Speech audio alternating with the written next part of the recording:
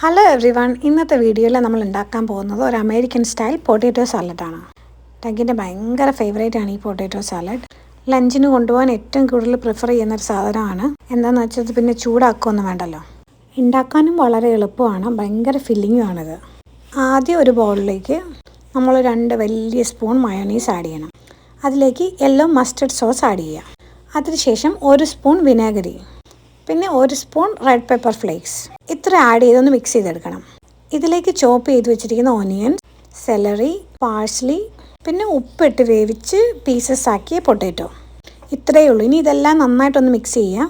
ഇനി ഇതിൻ്റെ മുകളിൽ പുഴുങ്ങിയ മുട്ട പീസസ് ആക്കി വെക്കുക. 2 രീതിയിൽ ചെയ്യും. ചില ആൾക്കാർ മുട്ട അതിൻ്റെ കൂട്ടത്തിൽ ചോപ്പ് ചെയ്തിട്ട് എല്ലാം കൂടി മിക്സ് ചെയ്തെടുക്കും. എനിക്ക് പേഴ്സണലി മുട്ട അതിനകത്ത് മിക്സ് ചെയ്യുന്ന ഇഷ്ടമല്ല. അതുകൊണ്ട് ഞാൻ എപ്പോഴും ഇങ്ങനെ മുട്ട പുഴുങ്ങിയിട്ട് അതിൻ്റെ മുകളിൽ വയ്ക്കുകയാണ് ചെയ്യാറ്. അപ്പോൾ എന്തായാലും ഇങ്ങനെയുള്ള ഈസി റെസിപ്പീസൊക്കെ ട്രൈ ചെയ്ത് നോക്കണം.